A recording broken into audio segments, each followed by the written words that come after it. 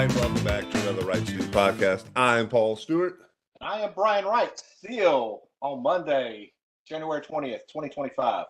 So it's MLK Day, also Inauguration Day, so a lot of big things going on nationally here. Clearly, a couple big things going on in the sports world yesterday with the NFL playoffs. Also, a little national championship game tonight, Brian. Pretty Ohio State awesome. I versus hate Notre that Dame. it's on Monday. Yeah, I like all the games are played on Saturday all year, except for a few bowl games. But it would be great if it was 7 o'clock Saturday night. That would be ideal, so I could just sleep Hey, in. Paul, quick question on that. If you're a student playing in one of these games, you're on Notre Dame, you're on Ohio State, have you done any school, or have you even thought about school? Well, I think a lot of schools are getting back later now. I've talked to my daughters who are in college, and they've gotten back, but they've only been in school for like a week or so. So I don't think they're missing a whole lot. I heard a few schools. We were watching the Virginia Tech basketball game the other day, and they said students are going to go back till January 21st there. I don't know how real that is, but sounded plausible because there was nobody in the crowd. So I probably not. You're probably getting a lot of free passes, I would hope. Yeah, I would think so. I mean, I can know, and again, I know athletes are good at compartmentalizing. They're also good at being like, all right, I'll worry about that later. And It's the first I got a week. lot of time to figure this out. What are you missing the first week of class? The syllabus, get the books, get some reading in. You're not missing a ton anyway. You can catch up on that. Nobody's giving an exam the first week, right? So generally, no. If you do, you probably need to drop that class. It's just a little word for our college listeners out there. If you're getting an exam first week. So with all that going on, I've got something much more pressing on my mind right now. And this is, I want to have this conversation and speak to some of our listeners who have kids playing sports right now. So my youngest is 7. So she's playing in a co-ed basketball league. Typically, she's the only girl on her team. The other teams either have a girl, maybe no girls. She's not getting coached very well. Again, this is rec league. It's all volunteers. And I know, hey, Paul, if you want it to be better, go coach yourself. I've coached a lot of teams. Believe me, I've coached a lot of teams. If I could, I would. Time constraints. There's some different commitments I have where I couldn't do it this year. I enjoy coaching at the rec level. I enjoy teaching. I coach all that sort of thing, teaching fundamentals. It's really fun. And getting to know the kids and the families. So basically, the coach is treating it almost like a kind of rolling the ball out, doing a couple of little drills that are probably more advanced. The coach has a son on the team who's really good. Good for that kid, but not for the rest of the team. And so it's just been a really terrible experience. So my daughter will get out on the court during the game. So we had a game this past Saturday. We went and watched. She basically runs from one block to the other block. Yeah. Doesn't cover anybody on defense. Not instructed to. Doesn't get the ball passed to her on offense. Just stands there and runs just back and forth, back and forth. Then Do you coach her at all, Paulie? And like, hey, when you're on offense, raise your hand, ask for the ball. Yeah, we tell her, but it hasn't translated yet. And again, she's 7, so it's not. Even if she did, and she is wide open, they still don't have the ability and skill. One of the other things too is the defense. I think is a little too aggressive. Being that not that I don't mind aggressive defense, but they don't make them. They make them stay behind the half court line. And then as soon as somebody crosses court, they're attacked by like 2 kids. What is the age range? So it's 7 and 8 year olds. Gotcha. So again, there's not a whole lot of real basketball. I would prefer them to make them stay like behind the volleyball line or inside the 3-point line, at least until somebody crosses half court to at least get some semblance of an offense going. So again, Paul, if you want to do that, go run the league. I get it. Thank you for that. I appreciate it. I know people dedicate a lot of time and effort, and I appreciate everybody who out there volunteers their time. But my thought now is she's literally getting nothing out of this. She would be better spent if we just spent half an hour in the driveway doing some different skills and shooting and that sort of thing than she is in this game. I appreciate the point of the competition, but it's really, again, just not getting it down. So the dilemma I'm running into now is my wife and I have talked. We've got like 3 or 4 weeks left of this. And practices, they're 5:30 to 6. It takes a couple hours on your Monday nights. The game, you're spending a couple hours just doing nothing. Do we continue to play in this league, or do we just shut it down midway? Thoughts? What sage advice can you provide me? Well, I may not have any. I would say the old school in me is like, no, you can't do that, right? I think the old school in me is like, hey, even though it wasn't necessarily her decision, y'all signed up. Hey, Yeah. finish it. There's a lot of lessons in life that can be learned. At least that used to be kind of the old thought process. We've got 3 older kids, and we've been through this with. Right. And again, I coached most of the teams on the older ones, and I did not want to coach coming out of pro baseball. I did not want to coach. I just wanted to sit back, relax, enjoy watching my kids. And then literally my daughter's first year of T-ball, I watched how disorganized it was, how terrible. I do something. And then I think that's kind of been. And in retrospect, you look back and like, oh well, I played 10 years of pro baseball. Not to be a jerk, but I know more than most people about that part of the game, right? It just is what it is. I had that experience and learned from a lot of great. Hey, I do have a question on that. Hey, Yeah. Paulie, I do have a question. I remember coaching back. I felt like I did not originally when they were young, and I feel like now as they get older, I'm better. But like I feel like it was kind of hard to coach kind of the very basics of basics. Did you feel like all right, well, you got to step with this foot and throw. Well, this hand needs to be here when you field a ground ball. Yeah. How was that whenever you were trying to come back? Were you pretty good? Well, I saw that first year of T-ball, and I saw how terrible and disorganized it was. So I put together a lot of kind of different things, like this is how I would do it, and then I went out and implemented those things. So it's a lot of small group station work. Right. It's a lot of asking, and you do the same things, right? I know you started to and have done, and we do it with our boys. It's a lot of not asking, but just kind of telling parents, like, hey, come here, I need your help with this station. And Right. then you coach the parent. And the goal there is to almost create like a coaching tree of your own. Like you hear about the Bill Parcells and Bill Belichick coach. How was your coaching tree? It's pretty good. So what was super encouraging? So I told parents at the beginning of their season, especially like a rec ball situation, there's a few things I want to see. I want them first to have fun. I want them to learn fundamentals and basics, and I want them to become good teammates. And then the last thing, if they come back and play that sport again the next year or in the fall, whatever the next season is, that to me is a huge win, right? Yeah. And so that was good. I saw a lot of kids come back and play, which was really encouraging and great. I also saw a lot of my parents who I kind of voluntold, they came back and coached again, or they took on a head coaching job. So I was like, man, that's really cool. You felt like your tree was pretty good. Yeah, very decent. I had some limbs on there, some branches, whatever it is. But again, going back now, again, I guess I'm just gonna have to cut because I just can't handle. And again, it's not that I don't appreciate people. All right, now back to your original thought though. Would you tell the coach? Yeah, I think we have to send. Yeah, I think we have to send a message. I don't know if I'm like 100% completely like, hey, I don't think you're very good. I can't say that. But maybe it's like, hey, just too much family stuff going on, can't commit to it. The typical, excuse. And they've got like 9 kids on the team, so it's not like she's going to be missing, in the rotation of players. It's not like she's the key to this team. So it's, yeah, I think we do the adult thing, do the mature thing, and send a message. I'm leaning towards, let's just shut this thing down. I think you will get from the old school mentality. I think you will get, hey, finish what you started. But I do understand it from a practicality, reality situation. Yeah. I do think there is like, hey, nobody's getting from our family standpoint. But does that come back to more of a selfless culture now to where it's like, hey, it's not benefiting my family, but you feel like it's not really her being there. It's not really benefiting anybody. Yes. So that's kind of. And she's literally after practice. Hey, did you have fun? No. I was like, oh. Well, when I saw her, I asked her, and I was like, hey, during her game, I was like, hey, did you have fun? And she probably just gave me the nice, polite answer. And she's like, yeah, during the game.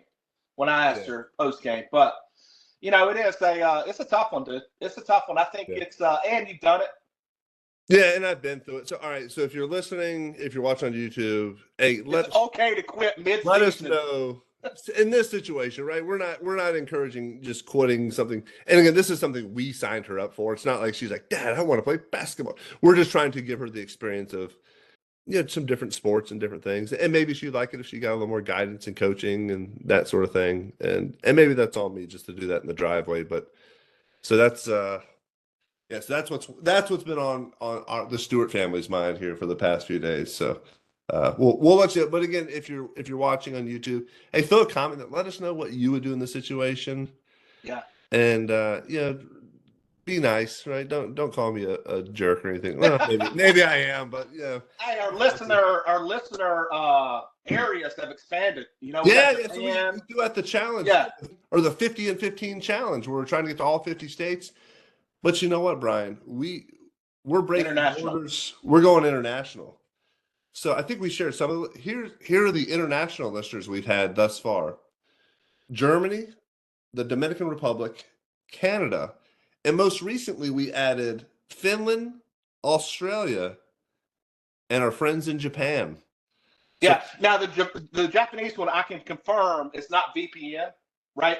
I can confirm 100% full communication via Twitter, but or X. But the other ones we can't necessarily confirm or deny if it's VPN driven or whatever. But yeah, dude. So we're up to 21. Is that right? We're up to 21 states.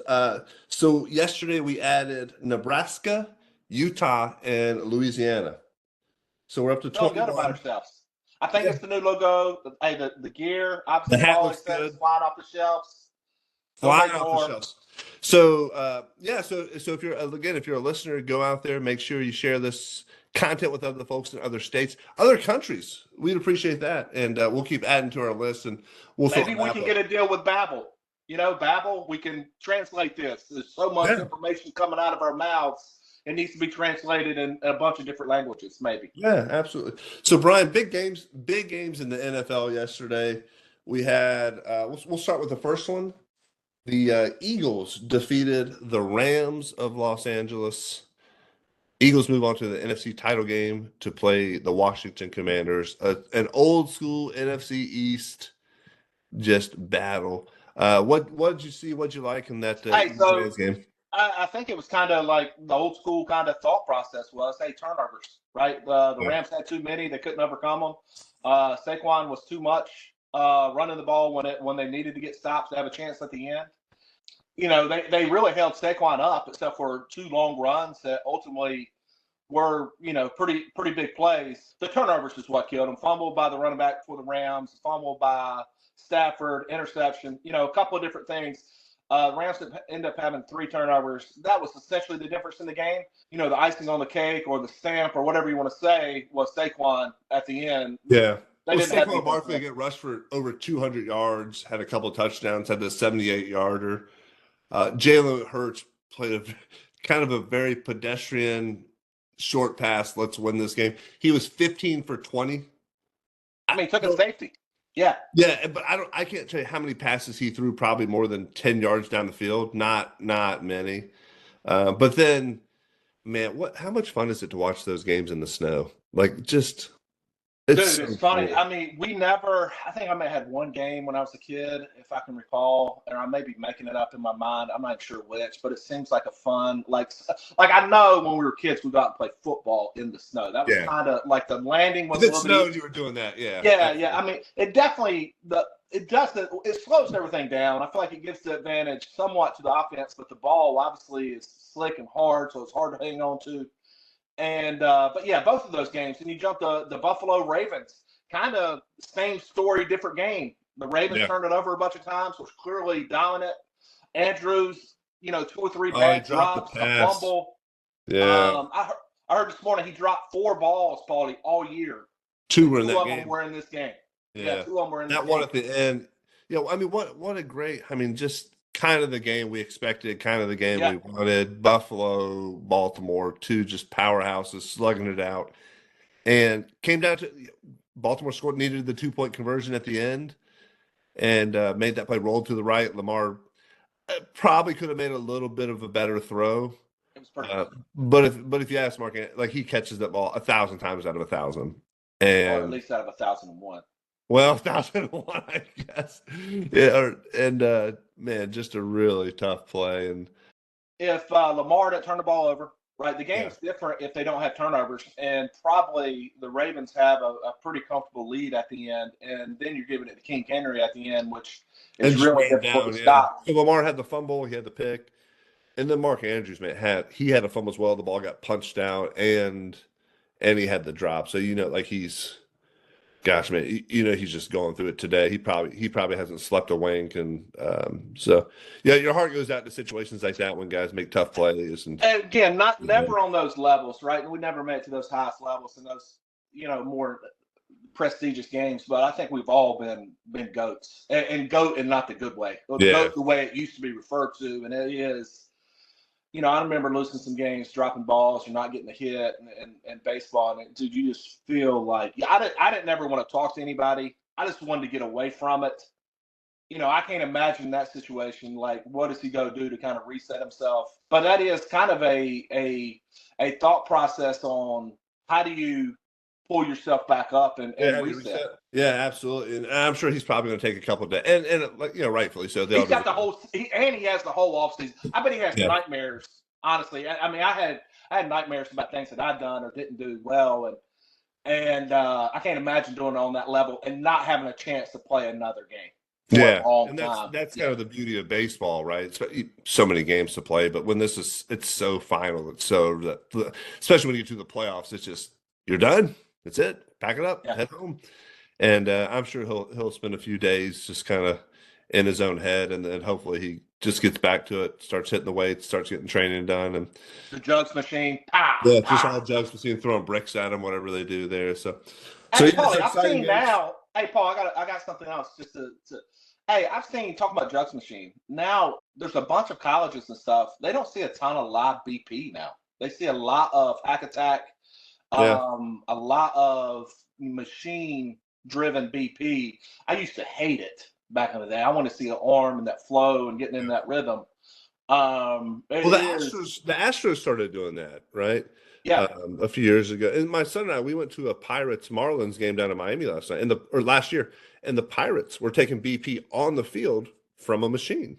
yeah. And it blew my mind. But the thought process was, so the Astros did this, and the Astros were kind of forward thinking in a lot of things, and we found out they were cheating with some things as well. That's But forward thinking. Could be argued as right, forward yeah. thinking. But the thought process was, why do we take batting practice the same way that we've taken it since 1905, whatever it is, right?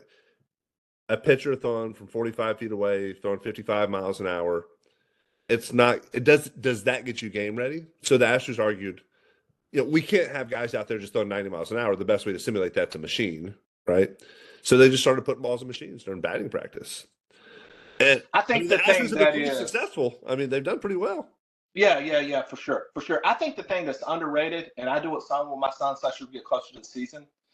And it's hard for a broke elbow guy, but to get further back, like when you do, That's the like you chill. see soft toss, hey, swing looks good. Front toss, swing looks good. BP, swing looks good. Then you see that transition in the game, and now we're back to 60 foot, and it's like, something's not right with that swing. If you can get back and throw beats at least a little bit from 60 foot, and again, you're not going to throw as many strikes. You're not going to have the same velocity, whatever. Yeah, You're not going to simulate that.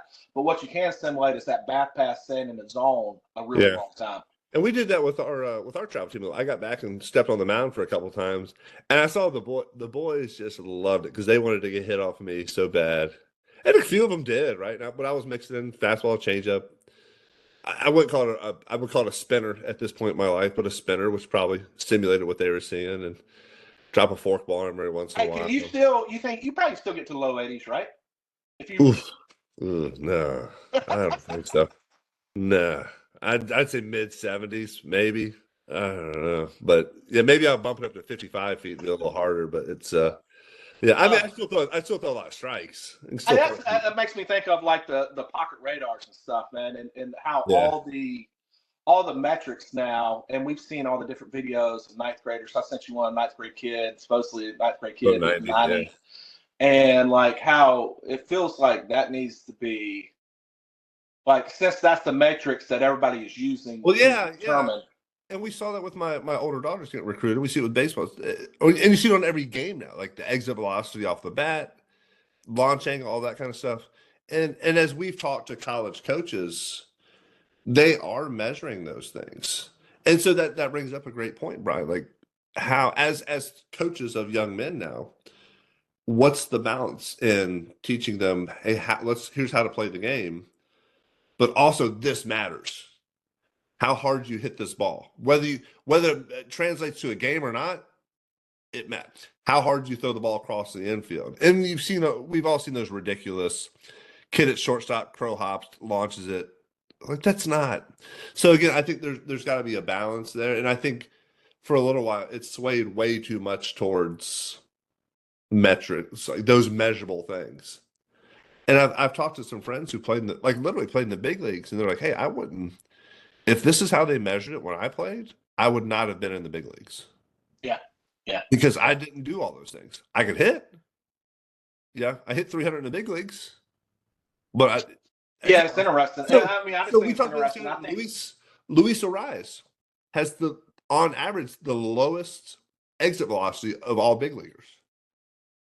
Luis Ariz is hitting like 330 every year. I'll take that. I don't care what your exit velocity is. No, I agree. I think it does bring me back. I think us as coaches, us as parents, you almost feel like you need some of those tools, because if you're going to be meshing on that, right? The kids are working out, they're getting stronger, doing different things. You probably need some of those tools to measure that, right? So the first time they ever see velocity, whether it be exit velocity off a bat, or the first time, throwing, isn't at one of these events to where you're unsure, right? And so that just made me think that, heck, I need to invest in that. There's some really big Rapsodo and some bigger, more expensive setups you can get. I think there's some cheaper setups that you can get, because if that is the beginning of the matrix, or metrics that they want to use, you need to know where you are. Then you need to know if what you're doing is getting you better, right? Yeah. So, Well, and if where you are, and my son asked me a lot of those questions. He's like, "Dad, how hard were you throwing when you were 12 or 13 or the?" And we just didn't do that. I don't know. Like my common answer is like, I was throwing hard enough where I was throwing it past people. yeah, and you didn't have to throw off speed to get people out. I didn't throw much off speed. Yeah, I just threw the ball as hard as I could, and it was fast enough where most people weren't hitting it. Do you feel like you were max effort though when you were pitching? I don't understand, when you really get to, like, everybody talks about, hey, he's max effort. Well, I kind of think everybody was kind of max effort. I don't know. What was you pitched a lot more and a lot longer. When you threw the baseball and you were throwing your fastball, were you max effort? Every pitch I threw, I tried to throw as hard as I could. I never said, I'm going to take a little bit off of this. Maybe I was just tired and it wasn't as much, or maybe biomechanically, it was a little different and it didn't get but I never said, hey, I'm going to go 85% on this one. Right.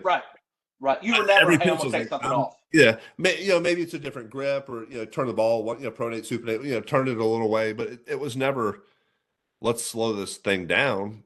Nothing like that. But so that's something it's kind of weird, because like, oh, guys are trying, like Nolan Ryan tried to throw every pitch as hard as he could his whole life. Roger Clemens did the same thing. Those guys are healthy for the most part, right? Well, you hear that old adage, like Maddox, he didn't. Like he may be the exception to the rule where he was trying to, but I do think. But I don't think it wasn't like 50%. He was still, like, if you watch Maddox throw, there was never a time when you're like, oh, he let up on that one. Like, every pitch was like he was grunting and kind of giving it. That's true too. That's true too. You know what I mean? And I used to grunt like on changeups more, I think, than fastballs, because I was trying to give that. I think that was I remember people doing that. Kind of was the thing when we were coming through. Yeah, that's kind of a little bit deception. So I don't think as a starting pitcher I was ever like, oh, I'm not going to throw as hard as this as. And maybe you can kind of gauge your body a little better, because like, hey, I'm trying to go 7 innings every time, or 9 or whatever it is. But that's the in between starts in the off season. That's the conditioning that you do. That's the hard work you put in to allow your body to go that number of pitches. Well, I just think it's interesting. Like, modern day pitchers get a lot of hate. Like, oh, he's just throwing max effort. And I'm like, well, I'm pretty sure that's always been the case. It's just now guys look like they're trying to throw max effort maybe a bit more. Velocity is emphasized a bit more, because, if you throw 90 or throw 97, that's a significant difference. And so it's just the reality is we've been trying, and pitchers have been trying to throw as hard as they can for a long time. Now there's some tools that allow you to learn about sequencing and learn about, hey, my arm should be here, that maybe allows kids to get there. Maybe I'm convinced the guns are a little bit different from where they measure from. For sure. But it is a interesting thought process as far as kids are getting ready to get ramped up. I mean, we got scrimmage games mid-February. We've got real games at the end of March. And so as kids kind of start trying to get amped up, and and kind of what does that look like? And hey, catcher set up middle, catcher set up away. I told you I listened to Bauer, and he's like, hey, I want everything middle until 2 strikes. And you're like, Yeah. and you were like, dude, You asked Nolan McLean that when we interviewed him, right? Hey, do you set up middle? And I looked over like, man, Brian's stupid. What's he talking? I was like, it seemed like just such a foreign concept, like a dumb position player. that's right. And he was like, "Oh yeah, that's what I do." I was like, "Wait, what? Hold on." That was revolutionary to me because my whole life was like, trying to get ahead, you're not throwing in the middle of the plate. You're trying to hit a corner or a half. You're trying to hit a spot, right, a location. But what Trevor Bauer has said and what Nolan kind of shared with us is like, "Hey, I've got enough confidence in my stuff. The ball moves enough, and maybe it's just like I don't have enough accuracy, I guess, to hit those spots. But if I set it middle, I've got 17 total inches to work with. I'm going to hit one of those 17 inches with a strike. Whereas if you set up away, you're more than likely to miss. If you miss away off the plate, sort of thing. So I like the concept, especially at the younger ages. I do, and it's just funny that they're still doing it. I like the concept at younger ages. I didn't realize, Bauer's different because his ball does move a lot, throws a lot of cutters, 2-seam runs, and he's a professional pitcher. The Cy Young winner. Yeah, he's okay. And so I didn't expect. Wait, do you think he'll sign with the Dodgers and make a 7-way, a 7? A 7? He could be long relief. I think he would sign as the long relief guy. They're going to have to do something different. Unless they are going to they just signed Tanner Scott. They signed Tanner Scott from the Marlins. Like, where's their money coming from? What international money? Bitcoin. How are they paying all these guys? I feel like it's going to be interesting to see though. Like in a few years, like I know Otani's money was deferred, and so how this actually works out. Like, is this, hey, we're going to be really good for 5 years, and then we're going to suck for 25 years? And then they just go up for sale, like, we can't afford it. Yeah, we're going to sell this, and because of our liabilities, which is essentially the player's income, is that going to become a part of the total, value? It's really, it almost does to like, hey, look at all our assets. We're going to sell this, and then they can make money. I don't know. It's a. I don't know where they're getting all their money, but they're getting a lot of good players. I still, they're getting all the good players. Yeah, all the players. All of them on the Dodgers. So let's get to Ohio State, Notre Dame tonight. What's your take? Let's see. Notre Dame is the underdog. Ohio State 8.5-point favorites. We got a 45.5-point over/under. Who do you like, Ryan? Who are you taking? I mean, I'm pulling for Notre Dame, but I think Ohio State, and I think they probably win by 10, whether it's 34-20. And we're in Atlanta, Georgia. It's indoors, so no weather to worry about. No weather to worry about. Home crowd, for either. Yeah, and I think Ohio State travels well. Notre Dame clearly travels well. I'm pulling for Notre Dame, but I would pick Ohio State with even eating the points, if I may. Sense.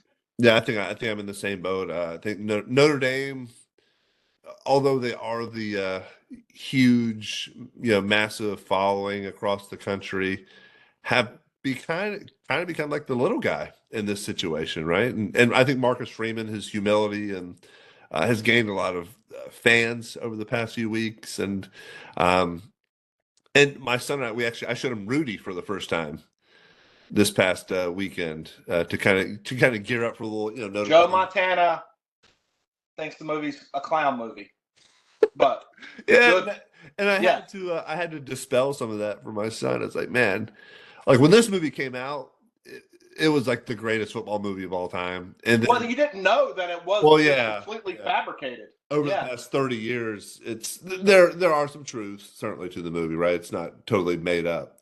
But then you hear a lot of the stuff like, well, yeah, we carried him off the field, but it was kind of a joke. We did it kind of to clown him a little bit. And there was never any seniors that said, hey, we're laying down our jerseys if Rudy doesn't play. And they said, I heard Rudy was going full speed during like walkthroughs. And it's like, and so it's like, dude. Yeah. Oh, they said Coach Devine, who was kind of portray it as a bad guy in the movie. Like just hated the movie, just like doesn't want anything to do with it at all. And but still, just on the surface, if In you're just watching principle, the hey, movie, it's a good movie if you didn't know that it was bogus. Yeah. yeah, really, just what a maniac of a person. Apparently, just Hey, that would be a good thing to pick up Notre Dame as a fandom, be a fan of Notre Dame. yeah, oh yeah, that'd be a good one. Good So principles. Yeah, I do think. Yeah, I think Ohio State just has too much. Will yeah, Howard should be a higher draft pick. really talented all across the field, both sides of the ball. Yeah, got Captain Jack Sawyer out there doing his thing. So either way, we'll be tuned in. Wright Stew podcast will be watching that ball game tonight. And then, hey, we'll have to give you an update. Who knows if we'll be at basketball practice tonight? Who Yes, knows? yes. Hey, Yes. well, Paulie will update you and Yeah, give him a hard time either way. we'll let you And know. I love it. And so, again, a couple of challenges for you guys out there. If you're listeners, hey, make sure you share this with folks in other states. Right, we're 50 and 15. We're down to day 13 now, so make sure you're getting that out there and letting folks. Now know. we're 21 and 21 and 13. Yeah, we were 21 down. So there's how many ever the math does for. Is that 29? What's that, 39? 29 left. 29. 29. Yeah, 20. We got 29 states to go. So if you're out there in one of the states, and we'll post the map on our YouTube so you can see. But otherwise, make sure you continue to follow, like us on all the socials. TikTok is back. So good job there. Hey, Trump, Inauguration Day today. Yeah, by the time this is out, Donnie T will be the president. So congratulations to dropping some executive orders. Yeah, to number 45 and 47, old Donnie T. So hey, either and again, as we're on MLK Day, a day of celebration, right, and the inauguration day, a day of celebration. No matter where you're at, who you voted for, what side you sit on, hey, we're all in this together. That's one of the things we love about sports and why we do this and why we talk about it, is because no matter color, race, creed, religion, we're one team, right? And that's how it is when you get on the field. If you're a team, you're a team. It shouldn't matter, that sort of thing. And sports really brings people together. And that's one of the reasons I love sports. And I know, Brian, you do as well. So yeah, Team America. Team America. That's right, baby. So thanks for listening today. We appreciate it. Hey, check out that merch shop. Look at that hat Brian's wearing. That's a good looking hat. Go get you some merch. We appreciate you listening today. Out. Go Pack.